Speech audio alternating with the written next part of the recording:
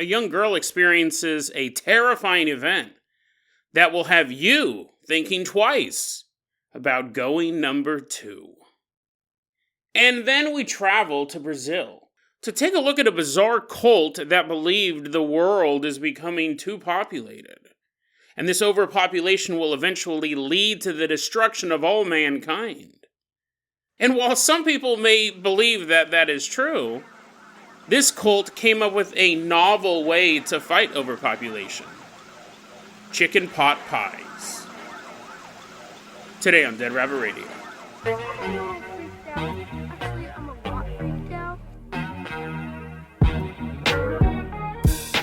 Hey everyone, welcome back to another episode. You're like, wow, what's this episode about? I have no idea.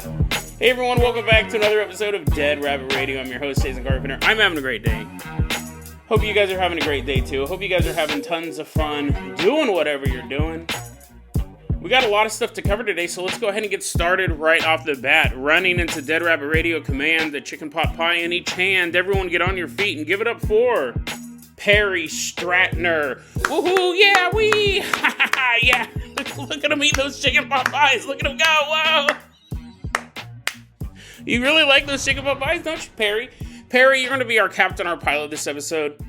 Perry shared their Spotify Wrapped on their social media, letting everyone know how much they love Dead Rabbit Radio. If you can't support the show financially through Patreon or YouTube or anything like that, YouTube memberships, it's totally fine. It really, really is. Just do what Perry did. Tell your friends, tell your family, tell everyone you know Dead Rabbit Radio is your favorite paranormal show. Get the word out. That really helps. Also, don't forget we have that monthly top 10 paranormal podcasts in Paranormality magazine. They have a contest every month. You can vote in up to 3 times a month. That link is always in the show notes. Vote for us this month, and that really helps as well. It's another way to help the show grow. Perry, let's go ahead and get this party started. I'm going to toss you the keys to the Jason Jalopy. We're going to take that out of the garage, drive us all the way down to a house in the suburbs.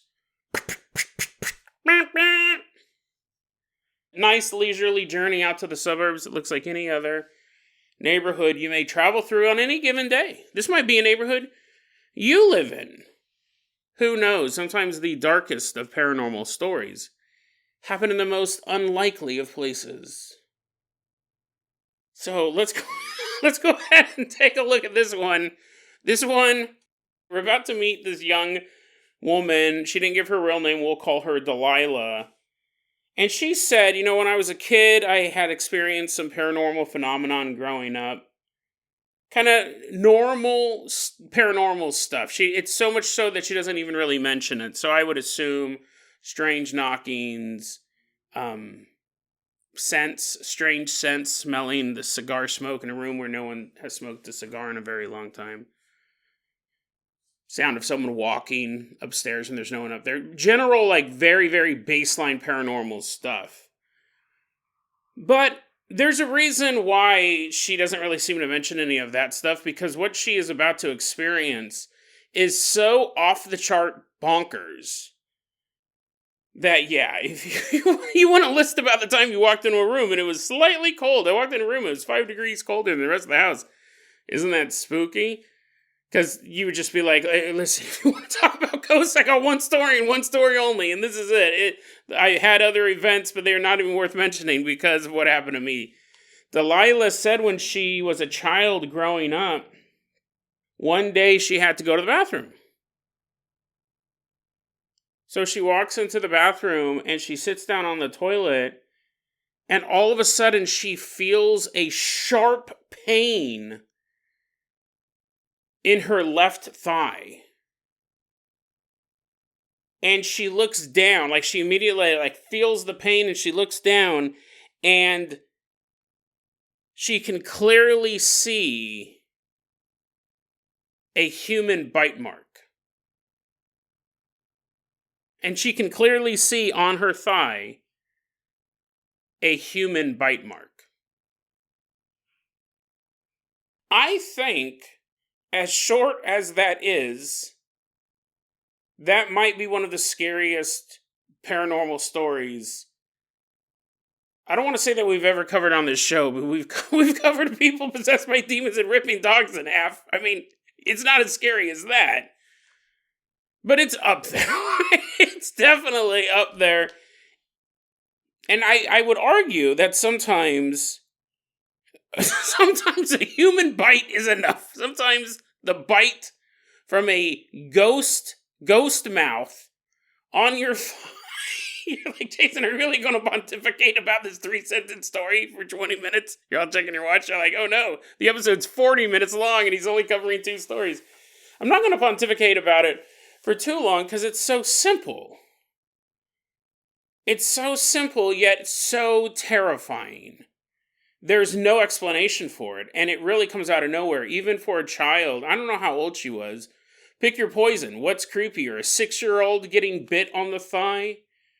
Or a 19-year-old getting bit? I mean, it's all terrifying, right? Imagine you you wake in the middle of the night, your baby's screaming, and you go and you check on her in her crib, and you're like, what's the matter, Sally? Oh, come here. And you look, and there's a fresh bite mark on that baby's thigh. Like, I mean, after you searched every inch of that house with a baseball bat, and the other hand on your phone calling the police, there'd be no way to process that. That would be horrible. That would be horrible all around. I would argue that, like, maybe if you got bit in the shoulder or the neck, you're like, oh, I guess I'm a vampire now. You're like, I can't go to school tomorrow. I'm a vampire, Mom. Look at the bite on my neck. I think the location of it is scary. I think it's creepy, too. We don't see a lot of ghost attacks on the inner thighs. Just to make that totally aware. It's a very illogical, bizarre place for any entity to attack. Bathroom, you feel super vulnerable. Like, you really couldn't have created a creepier story in basically 3 or 4 sentences. This was a very small post. It was put online by someone by the name DoWish3039. Hey, that's the only ghost story you would ever need. You win if you're out at a cocktail party. You're like, just people don't talk about ghosts as much as you. They definitely don't do it at a cocktail party. They're like, hey, Jimmy, what phantasms from beyond the veil have you seen lately? Why are you? Who brought this guy? I'm a waiter. The real waiter's knocked out. I'm pretending to be a waiter to collect more stories. I mean, like, I've had some crazy paranormal adventures. I've never gotten bitten, thankfully, right? I'm not like, oh man, why can't I be like Delilah? I've never been bitten by a ghost. And even if I was, I wouldn't be bitten on the inner thigh. And of course, the whole bathroom part makes it even worse. Because that is literally where we're our most vulnerable. Go to the bathroom. And you get attacked. It's just terrifying. It's almost like a new fear unlocked. The idea that at any point in your life, you can be sitting there, popping a squat, and then all of a sudden, and you look down, there's a human bite mark on your inner thigh. How would you process that? Like, I believe in the paranormal. I'd be like, oh, it was a ghost. It was some sort of ghost that bit me as I'm packing my bags and moving away. See you later, place. Never living there again. I would just leave, but if you're a kid living there, you can't be like, Mom, Dad, I just got bit by the boogeyman. Can we move to another home, please? Can we please? I know we owe money on this house and we're going to have to sell it at a loss, but really don't want to get bit again. Terrifying story. Getting bit on the toilet by a living human would be terrifying enough, right? Usually I say the living human standing in your closet is creepier than the ghost in your closet. In this case, I don't know. They're both equally terrifying. Figure if I was sitting on a toilet and someone came in and they're like, they're like going like they're going to bite me. I at least have a fighting chance. I'm not just going to sit there, right? I'm not just going to sit there and be like, I wonder what's going to happen as this salivating man is moving towards ever so closely to my inner thigh. I can kick him in the face. I can beat him up. We can have a brawl in a stall. But if it's just a ghost biting me on the inner thigh. But, I don't think Delilah didn't say, and I never pooped again. The end. I have a colostomy bag that I empty. No, so it's just a creepy story. It is one of those stories. I never expected to come across anything like this, so I definitely had to share it with you guys. one night when I was reading all this stuff, I go, oh, that is 100% Dead Rabbit radio worthy. Going to the bathroom, feeling the pain, looking down and seeing a fresh bite mark, a human bite mark, deep into your thigh. So you are welcome for that terrifying vision of what may happen to all of us at some point in our lives. Perry, let's go ahead and toss you the keys to the world-famous Carpenter Copter. We are leaving behind the suburban neighborhood. Fly us all the way out to Brazil.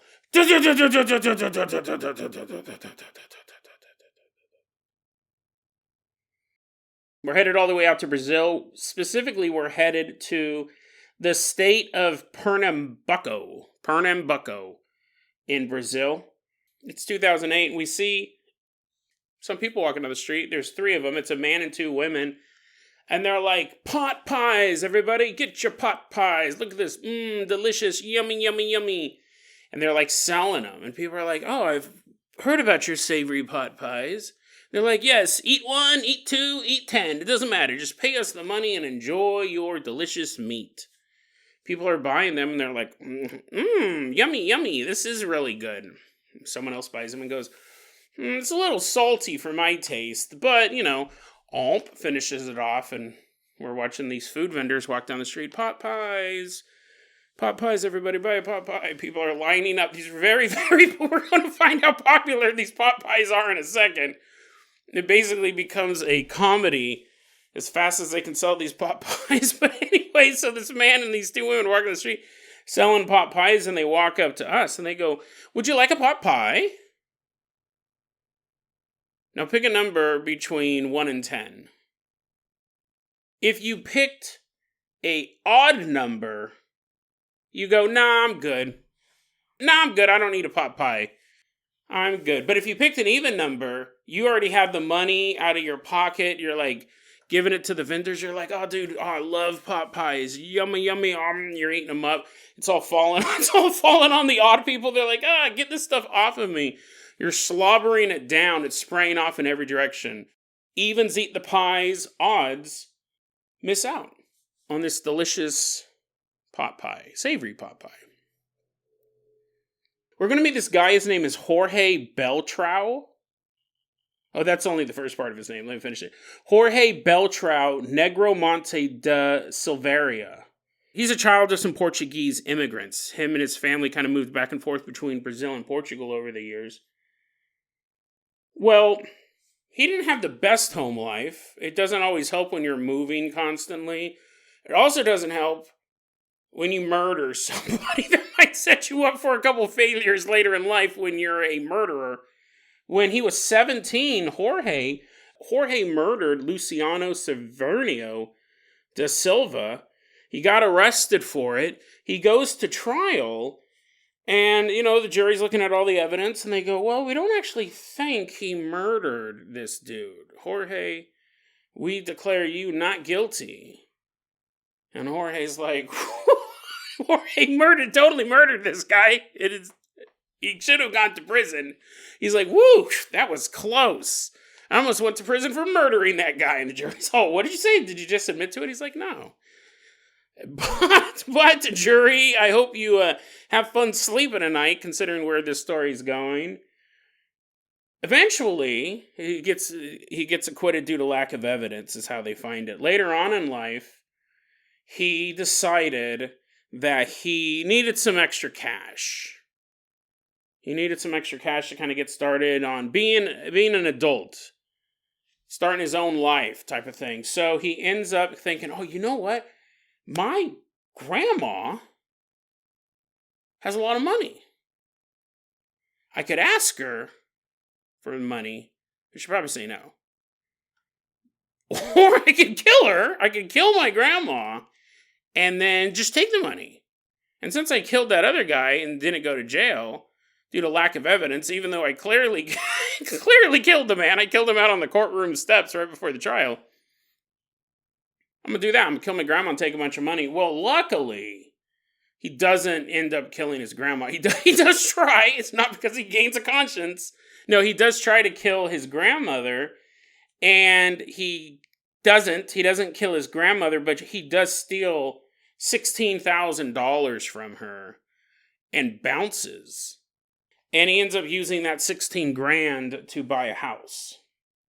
Why the grandma didn't press charges, why the other family members didn't hunt him down and beat him to death, who knows? But now he has his own house, he's living on his own, he's got a little bit of money set aside.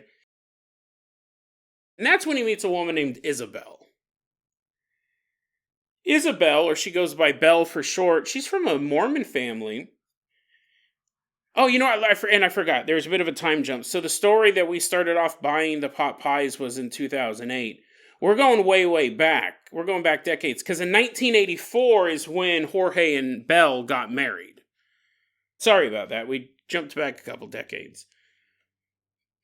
You're like, Jason, is this podcast? Can't you just edit? Can't you just change? Oh, okay, let me use the magic of editing. But we'll stop there, the pot pie story. We'll go back in time a couple decades. You're like, Jason, no, edit it and put it in front of that part. Whatever. Anyways, the point is that now it's 1984. You're like scratching your head. You're all eating a pot pie right now. You're like, yummy, yummy, yummy. Looking at your calendar. In 1984, Jorge and Belle get married. And she's from a big Mormon family. She loves her family a lot. Big wedding. And at the wedding reception, Jorge, something happens. This dude's a bit of a hothead. If almost killing your grandma wasn't a clue. Jorge's a bit of a hothead. He ends up pulling a knife out at the wedding reception and starts screaming out, I'm gonna murder all of you. Me, Jorge, you already got away with murder. Each one of you. You. I'm gonna stab all of you. I'm gonna cut you up. We'll cut your eyeballs out. He's just like flipping out. He threatens to murder everyone there. And you talk about embarrassing, right? We've always heard bad wedding stories. Basically, they get disowned from the family. Like her family, Belle's family's like, this guy's a lunatic. He probably killed that person that he was found not guilty for. We don't want you guys hanging out with us. We don't want a murderer who threatened to murder us to hang out with us. You're not going to be able to come over for Thanksgiving anymore. Those things can already be a little hostile, and he's a murderer. So they end up getting disowned from their family. But, Jorge doesn't care about this stuff. He's a man with a plan. The plan is murdering people. Jorge is just kind of living his life. Belle's along for the ride. Fast forward a couple of years. Jorge has a job at a gym. He's a gym teacher. He's like, come on, guys, 10 more push-ups. You can do it. There's knives while you're doing the push-ups. He's like, do another push-up, or the knife will go into your sternum. You're like, ah. Jorge's like, I'm a convicted murderer, but I'm also have conviction that you guys will get buffed someday. They're like, what? Those words aren't connected. They just sound alike. He's all stabbing people. He's like, come on, no pain, no gain. You're all, ah. Bleeding out as you're running on the treadmill. He's on a treadmill right behind you, running towards you with a knife. He's a gym teacher at like a public gym, not like a middle school gym teacher. But anyways, he's a gym teacher, and that's where he meets a 16-year-old girl named Bruna, and she falls in love with him. She's captivated by him. She absolutely head over heels. And he falls in love with her too. And what you could figure was that, so is Belle going to get jealous and is he going to murder Belle to stay with this younger girl? No. They end up becoming a throuple. Belle and Bruna and Jorge kind of form this little family. You got this dude, he's banging these two chicks.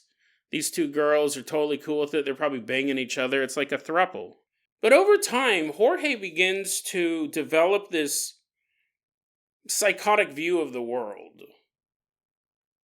And again, like I said in the intro, some of you people may agree with this. Some of you may be like, Jorge, you are on the right track. I know a lot of people who share his beliefs. He starts talking to Belle and Bruna. I can't believe this. This world is so overpopulated. There's just too many people.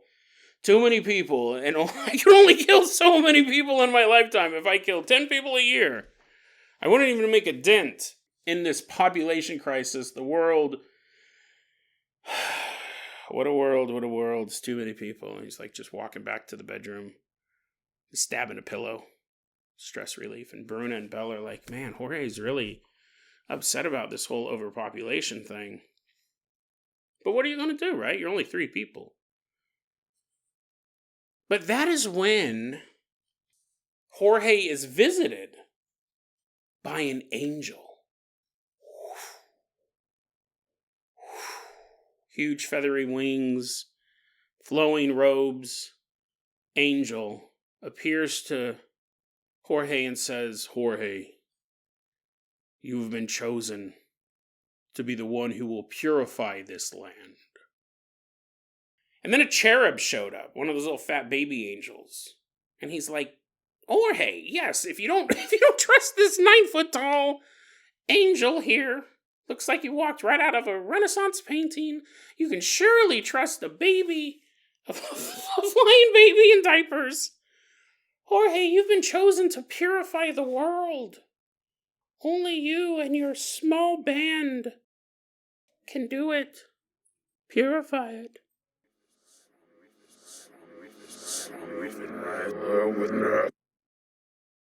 Jorge's like, dude, whoa, that was hella trippy. Saw a big old angel and a little baby angel. He told me that it is my duty to purify this planet. So he forms a group called O Cartel. O Cartel, which apparently is Portuguese for the cartel. It's just these 3 people. But that's all he needs, because he not only has himself and Belle and Bruna, he also has the power of God behind him. An angel and a cherub showed up, told him what was up. And so he tells him, he goes, we need to purify this world. But a process in this is we're not going to be able to kill 3 billion people as much as Jorge probably wanted to. He goes, we have to perform this purification ritual. We need to kill 4 people.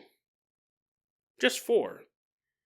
1 for each of the elements in the world. Earth, air, water, and fire.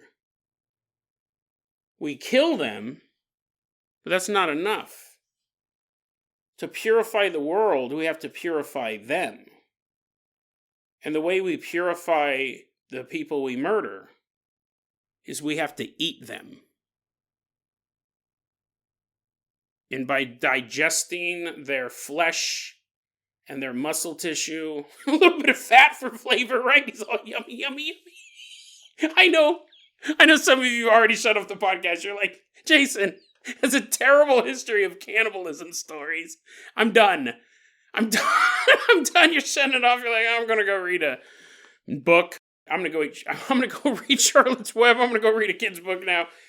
To purify my mind, he goes, we're going to purify our victims. We're going to kill them, and then we're going to eat them. And by us eating them, we're purifying their souls. And once we do this ritual, once we kill these 4 people, we will start this process that will end up curing the entire planet. Now, when I said there's a lot of people who agree with this, I didn't mean the cannibalism part. I mean, a lot of people go, the world's too overpopulated.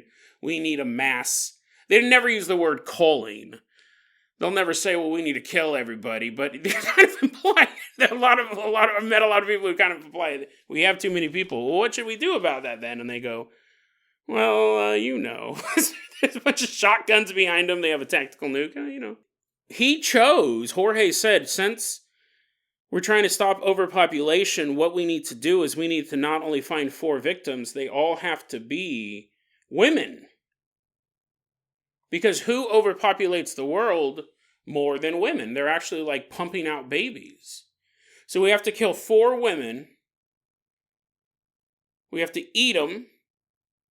He's looking out the window. He's seeing these plump women walk by. He's like, yep. Okay, I'm going to try to limit the cannibalism jokes. He goes, we got to eat women. And this is interesting too. I don't know how many other cults do this. I know like the big cults like Jonestown says the federal government's after us, or A lot of cults will be like, it's the New World Order that's coming to shut us down. Those are things that pretty much everyone is at least aware of. Even if you don't believe in the New World Order, I think you're aware of that terminology at this point. He said he made up, well, in his mind it was real, but he basically made up a rival cult that was out to stop him. So it wasn't that the government was trying to stop him. It wasn't even that the devil was trying to stop him. He was telling these women, he goes, there's an opposing cartel called M. And they were a cartel. They were a rival group of impure women. He's not saying the government's out to stop him, which would be happening, right? He's going to murder a couple people. But there's actually a rival cult that knows of the plan. Knows that people have been sent down by God to start this purification process. He goes, we're going to be fighting against this cult called M, and it stands for impure women. So the way we're going to choose our victims, because we have to kill 4 people, but we just can't randomly start stabbing people outside of a KFC and then drag their bodies into the back. You're putting on 11 herbs and spices. He goes, no, there's actually going to be this entity that follows us around. And when we pass by a particular woman, like, women are people, men are people. We have our own follies and foibles, but some are impure.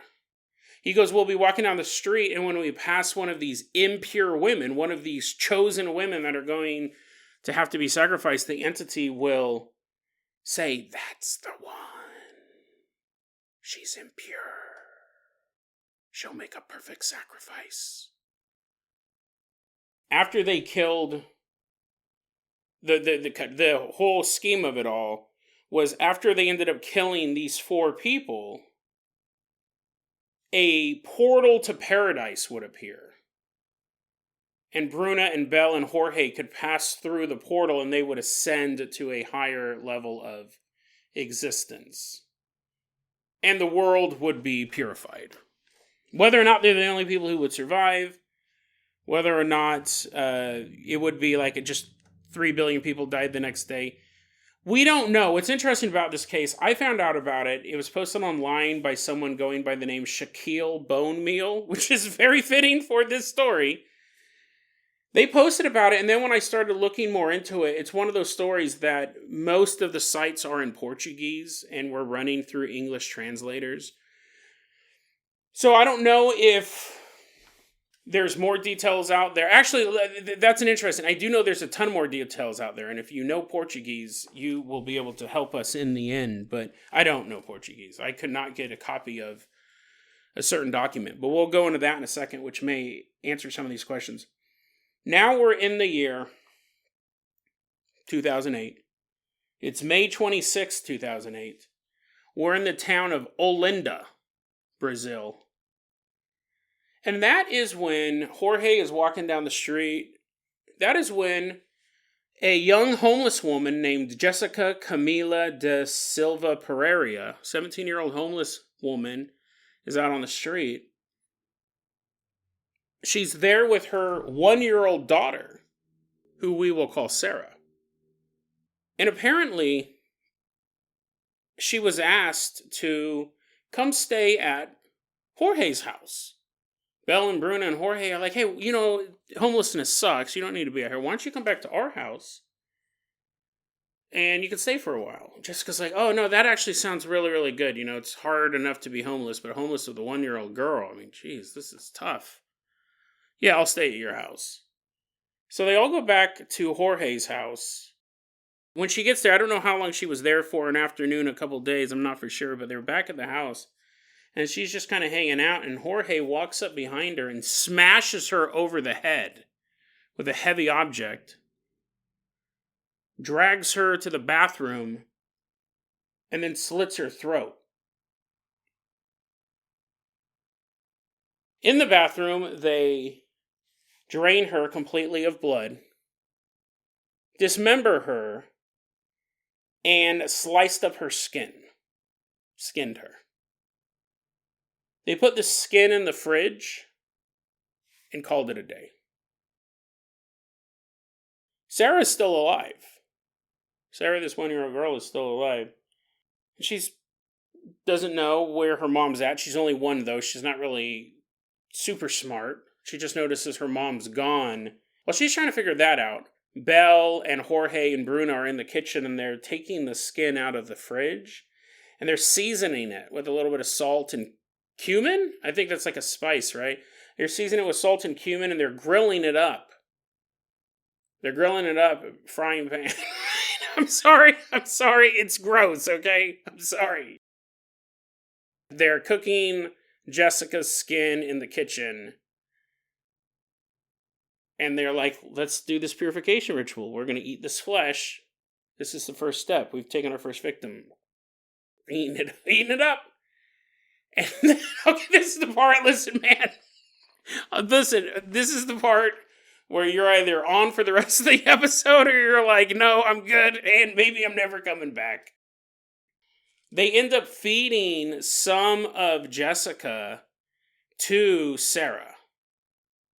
Sarah doesn't know what it is, but she's eating her mom. I will give you guys this. Some of you guys may think I'm ruining it, but I think I'm just... Sarah does not die in this story. I'm like, oh, great, she doesn't die, but she's eating, she's a cannibal. Jason, that's 10 times worth. Sarah does not die in this story. I will at least take that burden off of you. She does not die. She does eat her mom, but she does not die. So I don't want you to dread that coming up. Anyways, they end up taking the rest of Jessica's body parts and disposing of them in the backyard.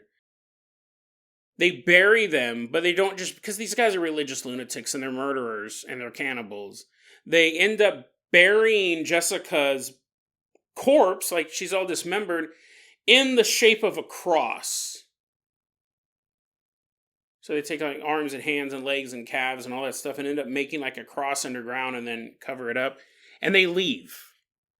They end up leaving the city of Old Linda. And they take Sarah with them. So that happened in 2008. Now we're going to fast forward to February 2012. We're in the town of Garanhuns. It's February 2012. Bella and Bruna, I don't know if Jorge was a part of this particular thing, because it definitely would work better with women. Belle and Bruna, or just one of them, would walk around town with Sarah. Their modus operandi became this. They would approach a woman, and again, the entity would point out who they were supposed to kill, so once the entity said that woman's impure, they would approach the woman with this 4 or 5 year old girl at this point, Sarah in tow with them, and they'd say, hey, we need to hire a nanny for our daughter. Would you be willing to be a nanny? And the person, if they took the job, yeah, sure, I could use some extra cash. So meet us at our house, and we'll show you the ropes and show you everything we need, everything you'll need to do to take care of Sarah. So a woman would go back to that house and would be murdered, dismembered, drained of blood, and consumed. In February, it was a woman named Gazelle Helena da Silva, a 31-year-old woman. March of that same year, just a month later, they used the same scheme on Alexandra da Silva Falcoa, 20 years old. Now, both of these women, they did things a little bit differently. First time they just ate the skin. Now they go, we'll eat more of them. We're going to eat more of these people. But we can't eat a whole human. Among the three of us, that's just too much. And I have a great money-making scheme. What if, because we got to eat these people. We can't bargain for that. We got to eat these people. But what if we make a little money on the side? They took these women and they take all the skin off, throw that in the fridge. They would also take all the meat from the buttocks and the thighs and chop it up and make these little pot pies. These little savory pot pies. It also said they made quote-unquote drumsticks. I don't know if that means something differently in Portuguese. Like, I was thinking of, like, you had a bone with a bunch of meat on the end of it. Like a drumstick. You go to KFC, you're like, one of those. You're like, I'm never going to KFC again, Jason. I can't. Every time you look at it, you're going to see human body parts. But you couldn't do that. You couldn't be you'd look like Fred Flintstone if you were walking around with like a drumstick the size of a human thigh with a big piece of meat on the end of it. So maybe it means something. Maybe our Portuguese listeners, the ones remaining, they're like, oh, this is horrible. It's horrible, Jason. Maybe they know what it means when they make drumsticks, but pot pies is what they were making. And they were walking around. Okay, so this is the part. Listen, I do really feel bad for murder victims and people who are being eaten after they're dead. I think that goes without saying. I think I've earned that.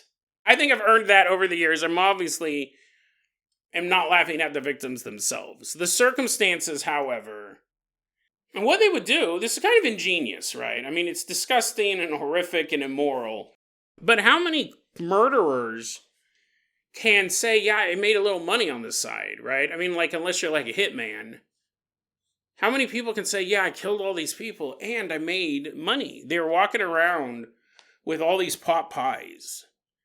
And they lived close to downtown or a business district because people were like, oh, the pot pies were always so warm. These were fresh pot pies. This woman would come in pretty regularly and say, hey, I need to buy my daughter some medicine and we don't have any money.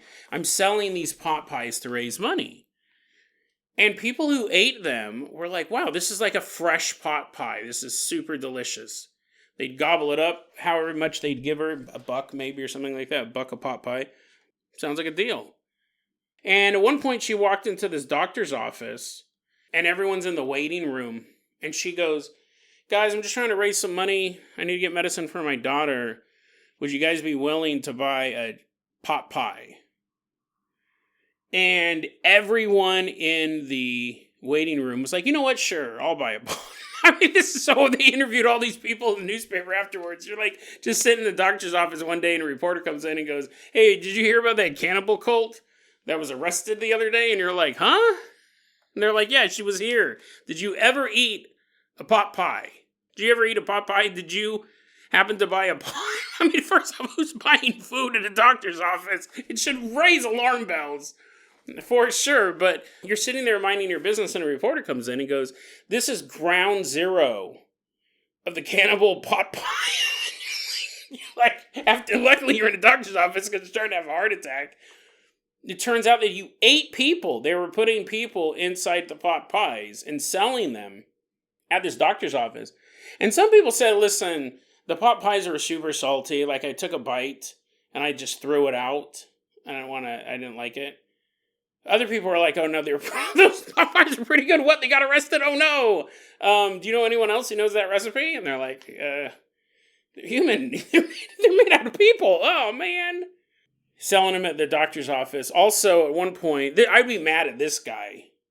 There was a salon on her route. There was a salon on the route she took selling these pot pies, and she'd come into this salon. And she'd be like, does anyone want to buy a pot pie? Anyone? My daughter's sick. We need money for the medicine. Would you like a pot pie?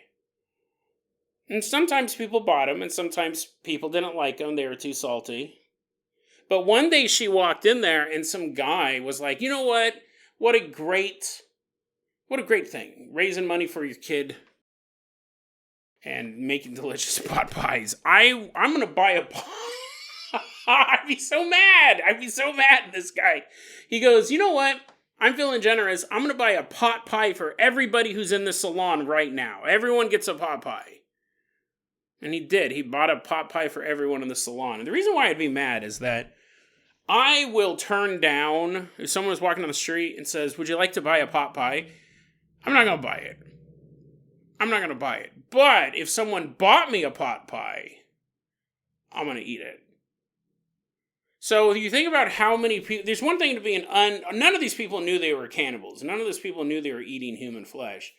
But I think that if someone, I think I'd be madder, at least if I bought the human flesh and found out later I ate a person, I could be like, well, that was my mistake for buying a pot pie, for buying meat off the street. I mean, that was really my mistake. But if someone bought me meat from the street and I ate it, I would have been like, this is your fault. You understand? As I'm eating him, I was like, you made me a ghoul. You turned me into a monster from beyond the grave. I'm eating him from the feet up.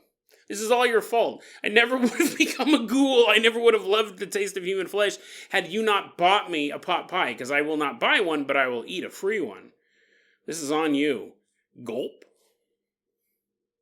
Swallow them up. Anyways. Oh, and then there is the guy who ended up buying 10 pies for himself. You have to imagine he ate like 4 of these. He put them in the freezer. He bought 10 pies for himself. He eats 4. He's like, oh, this is pretty good. I'll save the rest for, I'll have one a day for lunch. And then he's watching the news. And it's like cannibal killers putting people in pot pies. And he's like, what do I do now? Do I throw them out? Oh no. He realizes his frozen pot pies are like next to the anniversary slice of the wedding cake. He's like, oh man, my wife's gonna kill me. She's gonna turn me into a pot pie. Oh man, better eat the evidence. Throws them all in the microwave. Like if you dropped if you put 10 pot pies and you only ate 4 of them and then you found out there were human remains in the rest of them, what do? Like the logical answer is you throw them out. But the logical answer is to not buy pot pies from someone whose daughter is sick all the time. She's sick constantly. I don't know, it could be the pot pies. We go back to the story. So they killed a woman in February. They killed a woman in March. That last woman, Alexandra, who was killed in March, her family pretty much reports her missing right away. The police start investigating it. And what they do is they end up finding unusual purchases using her credit card. And since they're looking for her anyways, they go, well, let's just go out to this store. Let's go there. And they went there and they looked at video footage and they don't see Alexandra. They see Jorge, Belle, and Bruna. On April 9th, 2012, they are both arrested. And in the house is those 3 and Sarah, who's now a 5-year-old girl. And they're talking to the girl. And they go, so, like, what's going on here? They were talking to the adults, too, obviously. They were being investigated. But they go, Sarah, what's going on here? And she's, fesses up. She didn't know what was going on at 1. But at the age of 5, she goes, her daddy, that's what she called Jorge, because, what does she know? And as far as she knows, this is totally normal. She goes, my daddy killed a bunch of women. You might want to ask him more. You might want to get more specifics from him. But he's definitely a murderer. And police are like, okay, that helped. That definitely helped. By the next day, the news gets out about this trio of serial killers who had kidnapped a kid, killed 2 or more women. It took them a while to figure out about the first victim, because that was in a totally different place. It was in a totally different city. And, that's bad enough. And the word got out that they were taking human remains and putting them in pot pies and then selling them to residents around the neighborhood. So, within a day, the people in that city went to Jorge's house. They were all in jail, and Sarah was probably in a CPS type of organization, child welfare place. So they're all gone. The people in town descended and they set the house on fire, burned it to the ground. Which I can only assume at least a few of those rioters said, you know what, we're going to burn this house down. Yeah, we're going to go right there and we're going to destroy it. Yeah, but first I'm going to go inside the house. I'm going to see for myself how many pot pies they actually had. People are like, what? He's like, yes, I will check the freezer. I will check the fridge. I will find out if these delicious pot pies, we're going to burn them, right? But let's just see how many there are. People are trying to sneak past. They're showing up with fire extinguishers. They're putting out the fire on the other side where no one can see them. They're sneaking in. The mother lode. Running out with armfuls of pot pies. They were all charged. They were all found guilty. Jorge got 71 years. Bruna got 71 years and 10 months, and Belle got 68. That all happened in 2012. So, they're not even close to getting out. The Belle, she would be out by what? 2080. Unless they get paroled, you never know with these justice systems. Well, anyways, in prison, Jorge was, shocker, right? Jorge was diagnosed with schizophrenia, untreated schizophrenia, and that explains a lot of these visions. So they start giving him medicine for it, and they end up moving him out of the prison into the psych ward. And while he's there with the help of hospital staff, he wrote a book that's in Portuguese. As far as I can tell, it's out of print, but even if I could get a copy of it, it's never been translated to English. It's in Portuguese. It's called... This sounds like a fascinating... The title itself sounds fascinating, considering who wrote it. It'd be even more bizarre. It's called Revelations of a Schizophrenic. And it describes his life up to the events of him being incarcerated in prison. It's basically his life story. And I'm thinking that's how they got some of these stories about, like, the visions of angels. And he might have revealed that to the police during the investigation. He goes, "You can't arrest me. No cage can hold me. The angel will break me out." And they're like, "What? Oh, this guy's nuts." He might have said that stuff to the police. Might have been revealed in his book. It's definitely something I would read if it was in English. Revelations of a Schizophrenic. Also, apparently, because this is a pretty famous case in Brazil from what I can understand, like, people still kind of keep up with what's going on in Jorge's world. He is now an ovo-lacto vegetarian, which I think means you can drink milk and eat eggs, but nothing else. You can also eat, like, grains and wheats and nuts and stuff like that. We don't know what happened to Sarah. They never revealed her name, and that's fine. You know, obviously she needs to go on and have her own life. Fascinating story. When I was reading it, it's funny because I was thinking of a couple different ways to end this episode. Like, what was my takeaway? One, and I'll kind of just go through them because I didn't settle on one. We'll wrap it up like this. The first one, I'll be honest, the first one might come off as a little crass. And I don't believe it's true. But let's put on our conspiracy caps for a second. I don't believe that these guys were right. I don't believe that their ritual was actually going to purify the world. But you got to figure, in the long history of lunatics who have had these visions from beyond, and then they do unspeakable things, say, I got to do these things or the world's going to end. In the back of my head, I think one of them's probably right. Like, one of them. Throughout the whole history of mankind, you might have had a cult with a religious leader who was actually right. He's like, listen, man, things are going to get really, really bad really, really quick unless we kill 4 people. We got to kill 4 people before the stroke of midnight. I waited till 11:32 to tell you about this. Sorry, guys. We only got 28 minutes to figure this out. We got to kill 4 people before the clock strikes midnight, or things are just going to devolve into chaos and madness. And they don't, right? They kill 3 people, and the cops come in, and they're like, "Put that knife down, sir." And he's like, "No, but you don't understand. I'm doing this for all of humanity. I said put it down, but..." And then the cops are like, "Well, we did it. We shot..."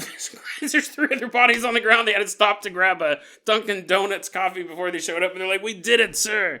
We did it. We stopped this cult before they killed that 4th person. Whew, that was close. Hey, I want to know, just for the police records, what day is it?" And the guy looks at his watch and he goes, "Well, sir, it's September 11th, 2001. It's 12:01. September 11th. And the police is like, "Ah, yes. Another cult leader blown away." And he puts his gun in his holster. Like, one of these groups may have been right at some point. They may have said, we have to stop this massive catastrophe. We got to do this horrible thing. And then they get arrested or blown up, or they just disintegrate because cults are kind of hard to keep. You have too many members and all the moving parts, and you have power plays and stuff like that. And the original vision of it is destroyed. The original prophet is excommunicated or murdered or whatever. And the very thing they wanted to stop didn't get stopped. They actually were given a legit vision of the future. I wonder how often that happens. I would say at least once. At least once. In the course of human history. I would not say it's never happened. I wouldn't say that every single lunatic who has a vision of what is coming down the pipe is wrong. It's like that woman yesterday with the talking cup. We had that episode yesterday about the talking cup. I said, what if she actually had this ability to see evil in people? And these guys, I'm not including them, because this guy was a diagnosed schizophrenic, right? When he's like, oh, that kind of makes sense. I was totally crazy. I'm not saying this particular group, but it did make me think when I was reading this story. They said, we got to purify the world, and they don't.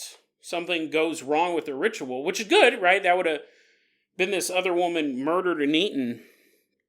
But I think about some other cult out there at some point, they may have been right, and they were trying to right a wrong. They were trying to fix something, and they failed at their mission, and then the world, like you can go, the world's a lot different after this.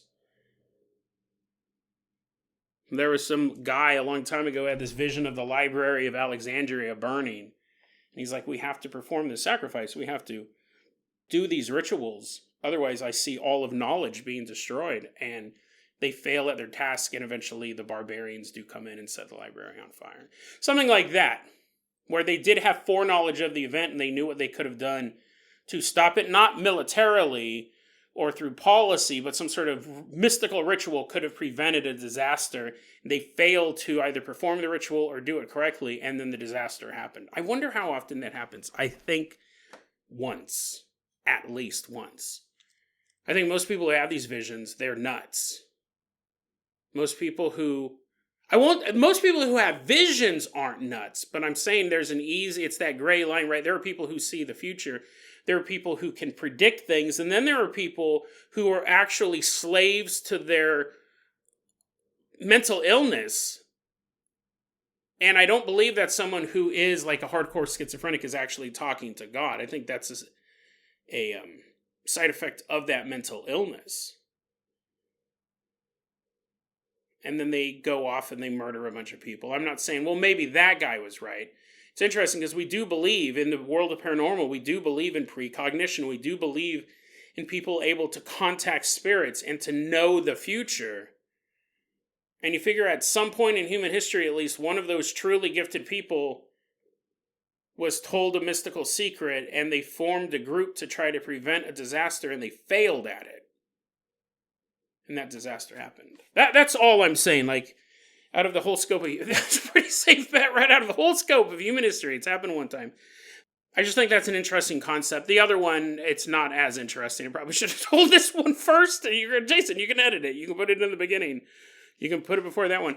I looked up, is it possible... This is an interesting question. We'll end on this. Is it possible to be a cannibal and a vegetarian? And the kind of consensus answer I found on multiple websites, on cannibalfetish.com and eatyourflesh.net, when I was looking around.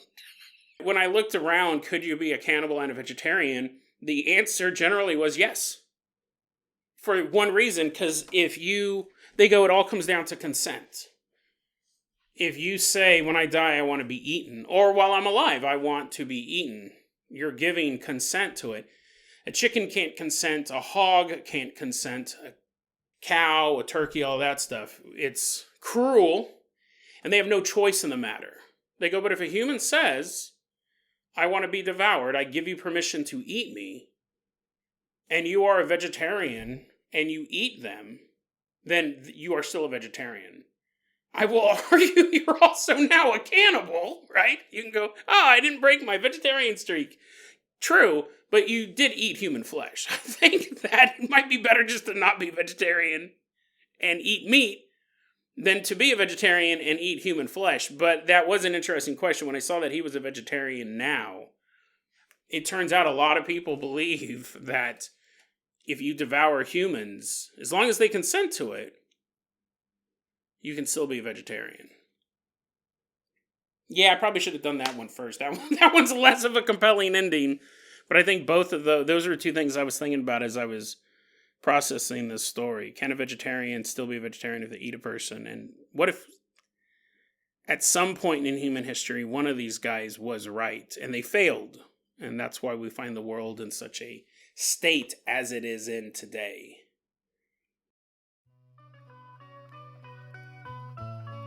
deadrabbitradio@gmail.com is going to be our email address. You can also hit us up at facebook.com/deadrabbitradio. TikTok is @deadrabbitradio. Dead Rabbit Radio is the daily paranormal, conspiracy, and true crime podcast. You don't have to listen to it every day. I'm glad you listened to it today. Have a great one, guys.